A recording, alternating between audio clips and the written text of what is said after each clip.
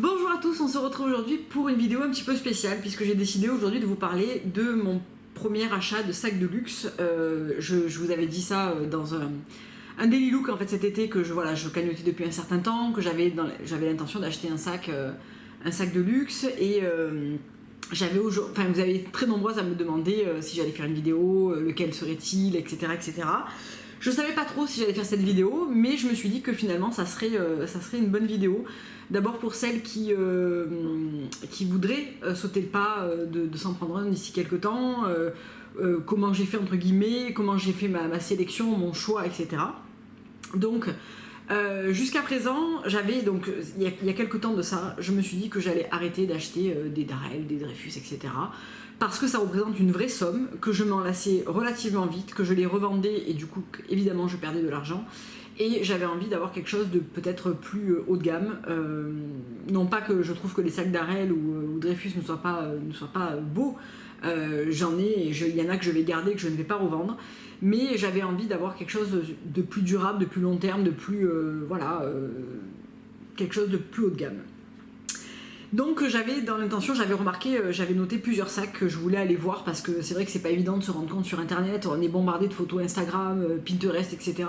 Mais tant qu'on les a pas vus en vrai, finalement moi toute ma sélection de départ finalement j'ai rayé au fur et à mesure les sacs parce que ça correspondait pas à ce que je voulais.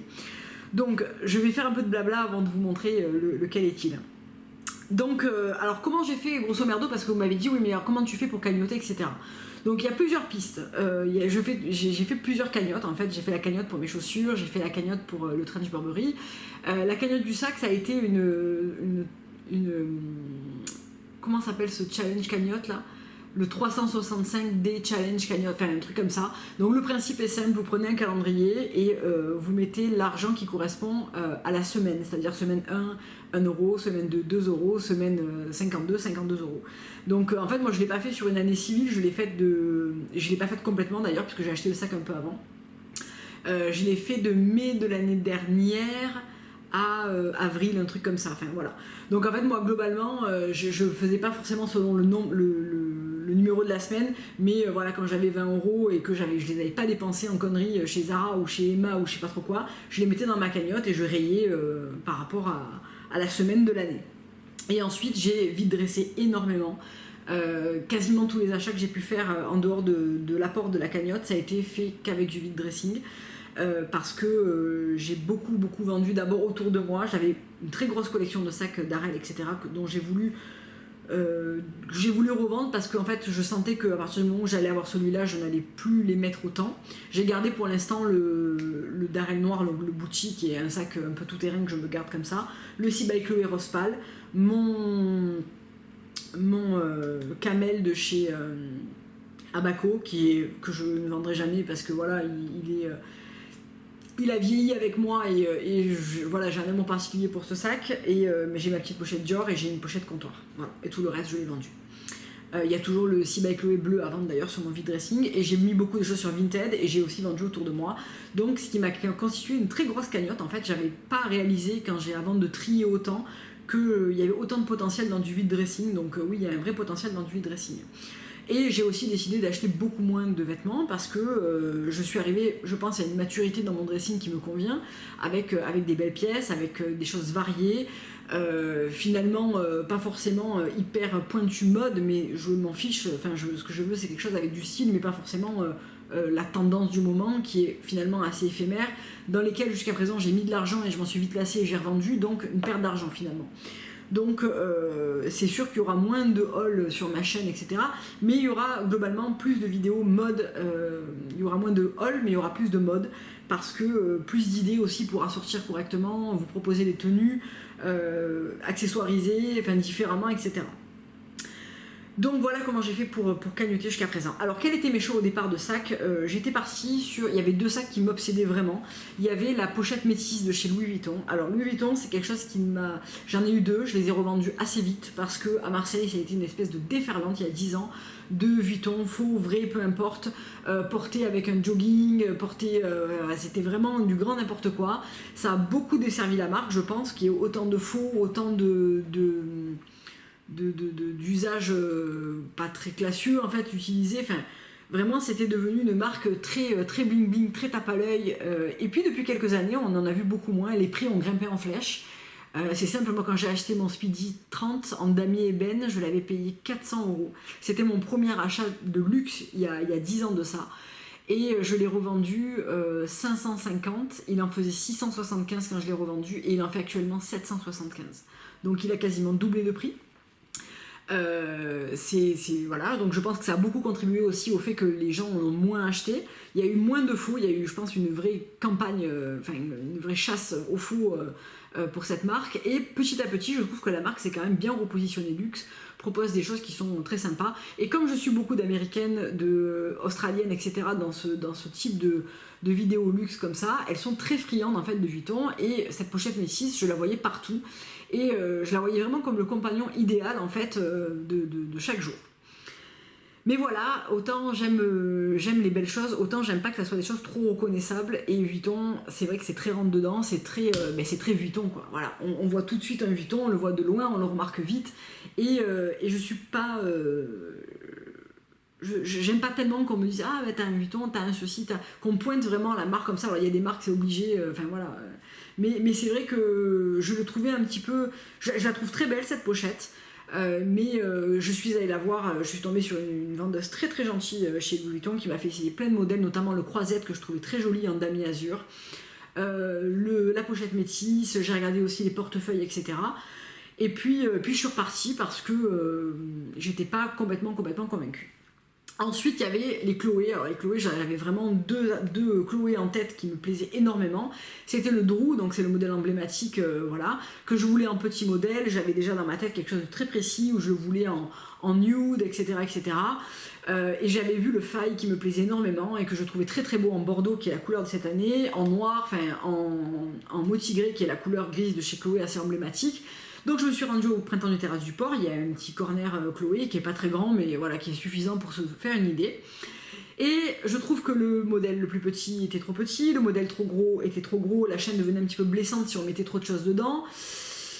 Ça perdait un petit peu sa forme très très mignonne, le vendeur me dit vous portez beaucoup de jeans, tout ça, il faut oublier la teinte nude qui est très très fragile chez Chloé, etc. Bon, alors à ce prix-là, c'est vrai que t'as pas tellement envie que ça soit fragile. Donc j'ai laissé tomber. Et le Faille, les personnes à qui j'ai demandé qu'il y en avait un m'ont dit que le rabat en daim s'abîmait relativement vite, qu'il fallait être très précautionneuse, que les couleurs un petit peu type Bordeaux, tout ça pouvait faire des transferts de couleurs sur les manteaux clairs. J'ai pensé tout de suite à mon trench beige, etc. Donc j'ai aussi rayé ça de ma liste, du moins pour l'instant, parce que le premier achat, ça représentait aussi le sac que j'allais porter le plus longtemps. Qu'au début, comme je n'aurais que lui dans ce type de sac, je voudrais le porter souvent et que je voulais pas non plus que ça soit un truc à mettre sous cloche. Et je voulais faire le meilleur investissement d'argent, ne pas le regretter. Ça a été un casse-tête où j'ai saoulé mes copines, mais un truc de fou. Et puis il y avait la marque Céline et la marque Yves Saint Laurent qui me plaisait beaucoup. C'était un budget un petit peu au-dessus, mais j'avais cagnoté assez, donc voilà. Donc chez Yves Saint Laurent, j'aimais beaucoup le modèle sacoche collège. J'aimais beaucoup aussi le Wok, donc qui est le Wallet on Chain, mais petit sac au quotidien, voilà, pas pratique. Le sac de jour, j'étais pas ultra emballée, même si je le trouve très beau, c'est pas ce que je voulais. Donc je fini par aller chez Céline et je suis allée voir les 3 sacs qui me plaisaient le plus, à savoir le triangle noir, le luggage et le belt. Donc le luggage, j'avais quand même cette sensation de très beau sac. Mais il y a 2 choses qui me dérangent, c'est que c'est le sac le plus vu chez Céline et que malgré qu'il soit très beau, j'avais envie d'autre chose. Et le fait qu'il ne se mette pas à l'épaule. C'est-à-dire qu'à moins qu'on prenne le nano qui a la bandoulière, c'est un sac qu'on porte systématiquement main ou coude. Je trouve ça absolument pas pratique. C'est la raison pour laquelle j'ai vendu mon Speedy de chez Vuitton. C'est que j'ai besoin de pouvoir le mettre à l'épaule pour avoir les mains libres quand je fais mes courses, quand je vais d'un rendez-vous à un autre, j'ai mon ordi, mon machin, je peux pas avoir un truc comme ça, je trouve ça gênant, je trouve ça encombrant en fait, donc voilà. Ça s'est joué entre le triangle et le belt, donc vous avez compris que c'était un Céline, hein, voilà, il est là, et je suis partie sur le belt. Donc après il y a eu le choix de la couleur, quelle couleur? J'avais 3 couleurs qui me plaisaient énormément. Il y avait le gris qui est magnifique chez Céline, le noir parce que j'avais envie de faire un achat le plus sûr possible et je me suis dit que le noir irait avec tout, etc. Et il y avait le light top qui est celui que j'ai choisi. Donc voilà le sac. Donc c'est le belt de chez Céline. En teinte light top, donc c'est pas le plus clair, il y a un plus clair que ça et il y a un plus foncé que ça dans le top. Ça c'est le medium, donc ça reste un sac très nude, je vais vous le montrer en détail. Donc qui est livré bien sûr avec un sac, avec un Dutch bag Céline très épais, très doudou à l'intérieur, etc. Un très beau Dutch bag. Et voilà quoi, c'est mon sac, donc je vais me lever pour vous le montrer. Donc il y a deux modèles dans ce sac, il y a celui-là et il y a le plus petit qui a une bandoulière plus grande qui permet de le porter croisé, donc crossbody. Là la bandoulière permet de le porter uniquement à l'épaule. Le plus petit me semblait assez petit et ne correspondait pas forcément à ce que je voulais, mais celui-là était vraiment, ça a été vraiment mon coup de cœur. Je trouve qu'il est absolument sublime. Donc le vendeur m'a beaucoup rassuré sur l'entretien de ce sac, sur le côté salissant, etc. Donc c'est un cuir grainé qui est très facile à entretenir, qu'il faut nettoyer une fois de temps en temps avec un lait spécial pour enlever éventuellement une tache qui pourrait se faire au dos, tout ça.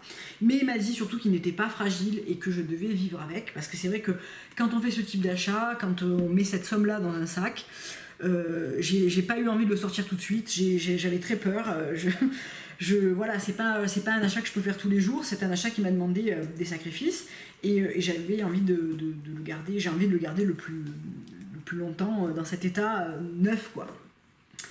Donc dans le détail, donc voilà, Céline est écrit ici, c'est très discret, je trouve que c'est un modèle qu'on voit, moi à Marseille, que je vois très peu, donc voilà, on est un peu plus éloigné du Vuitton, très identifiable, etc. Il a des petits pieds en métal doré comme ça, quand vous l'achetez, vous avez des petits caches en fait, je vais me baisser parce que vous ne me voyez pas. Il a des petits caches qui permettent d'être repositionnés selon si on doit le poser par terre ou sur un endroit qui peut être salissant, on peut les remettre dessous pour protéger en fait le dessous et les petits pieds en fait. Voilà comment ils se présentent dessous. Et ensuite, donc derrière, ce qui est très sympa, c'est d'avoir cette poche dans laquelle je peux rentrer mon iPhone 7 Plus. Donc ça c'était un truc qui me plaisait pas tellement dans le sac Chloé, c'est que j'avais du mal dans le petit modèle à rentrer mon téléphone, donc rien que le téléphone avait du mal à rentrer, donc voilà. Ou mettre quelque chose qu'on a besoin, qui soit rapidement accessible, etc. Je trouve que c'est très pratique. Vous avez la bandoulière qui est bien sûr amovible et que vous pouvez porter sans ou avec. Donc moi c'est forcément avec, puisque le porter tout le temps comme ça, je trouve ça pas très pratique. Et ensuite vous avez l'ouverture, donc il suffit d'abaisser le rabat. C'est un petit système, c'est pas une pression en fait, c'est pas une pression en fait, c'est une petite... un petit rond qui va s'enclencher en fait là-dedans. Et voilà comment il se présente dedans. Donc là il est chargé puisque je suis déjà sortie avec. Donc l'intérieur est tout en peau retournée, donc juste absolument sublime. Là aussi le vendeur m'a rassuré sur le côté voilà, assez peu fragile de l'intérieur. Malgré tout j'ai tout mis dans des pochettes pour le protéger le plus longtemps possible. Et vous allez voir que j'ai pas mal de choses dedans. Donc là j'ai mon écharpe puisqu'en l'occurrence je suis sortie avec et je l'avais remise dans mon sac. Et l'intérieur, donc je vais le vider pour vous montrer ce qu'il y a dedans, enfin comment ça se présente dedans. Donc voilà, c'est un grand espace, comme ça, et vous avez une poche avec deux compartiments et une poche centrale. Non, vous avez juste deux compartiments, pardon. Et la poche à l'arrière. Donc c'est, en général, les sacs Céline sont assez peu compartimentés à l'intérieur. Dedans, j'ai mis mon portefeuille d'Arel. Alors, j'ai regardé les portefeuilles Céline, outre le fait qu'ils soient très chers, j'ai pas eu de coup de cœur. Et j'avais acheté pendant les soldes une pochette Gérard Darel, comme ça, en solde en cuir, qui me permet de ranger dedans mes clés, etc., les choses qui peuvent rayer. Donc, en général, je le garde pour mes clés. Et du coup, comme ça, je peux tout bien mettre protégé à l'intérieur sans que ça raye. Et j'ai également acheté, je l'ai pas là, je l'ai laissé au bureau, un petit étui parce que je me trimballe souvent avec une bouteille d'eau, etc., pour la mettre dedans, pour protéger, et ça fait un petit peu isotherme, mais voilà, pour protéger. Et du coup c'est un sac dans lequel on rentre beaucoup plus de choses que dans le Chloé par exemple, hein, ou dans le Faille évidemment. Après c'est un sac qui est un petit peu plus imposant aussi, mais voilà, je l'ai vraiment vu comme un premier achat vraiment idéal. pour être utilisé au quotidien, une couleur neutre qui se marie avec tout, c'est-à-dire que j'ai essayé tous mes manteaux avec, la plupart de ma garde-robe et tout, comme c'est quelque chose de très neutre et de très doux, ça va avec un million de choses, et je trouve que c'est très beau pour l'hiver de pas forcément avoir un sac noir, mais d'avoir un sac dans ses coloris qui est beaucoup plus doux, et voilà.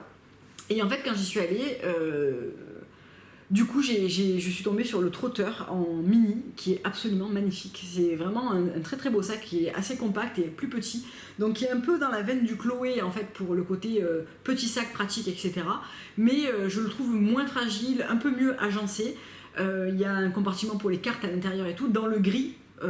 Dans lequel au départ je voulais mon sac. Donc chose que je vous ai pas dit, c'est que vous avez également une fermeture pour fermer complètement votre sac, au cas où vous prendriez les transports en commun ou je ne sais quoi, pour ne pas risquer de vous faire prendre des choses dans le sac par quelqu'un de mal intentionné. Et je trouve ça assez pratique de pouvoir complètement le fermer. Donc vous allez le voir dans nombreux daily looks, parce qu'effectivement je vais prendre beaucoup de plaisir à le porter, et voilà, et je vais continuer à cagnoter pour un prochain. Alors ça sera pas tout de suite hein, évidemment, puisque vous vous doutez bien que ce genre d'achat c'est vraiment pas quelque chose que je peux faire tous les 4 matins.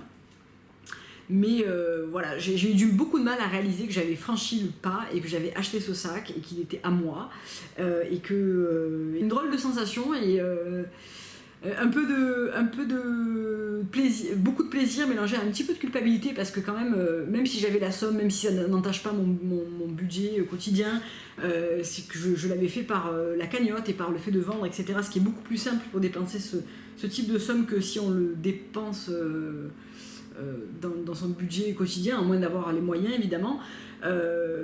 J'ai mis un petit peu de temps à réaliser que j'avais fait, que voilà, qu'il était à moi, que j'avais franchi le pas, que j'en avais rêvé pendant des mois et voire des années de ce sac, parce que Céline, ça a toujours été une marque qui m'avait fait rêver, mais voilà, qui était inaccessible.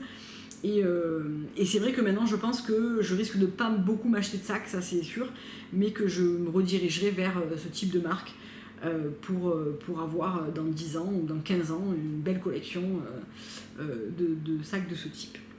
Donc voilà, j'espère que cette vidéo vous aura plu, vous aura un petit peu aiguillé aussi, et voilà, si vous avez l'intention d'acheter un sac de luxe comme ça, et que vous voulez en discuter dans les commentaires, etc., j'en serais ravie, et ben voilà, je vous fais plein de gros bisous, je vous dis à très bientôt pour une prochaine vidéo. Au revoir.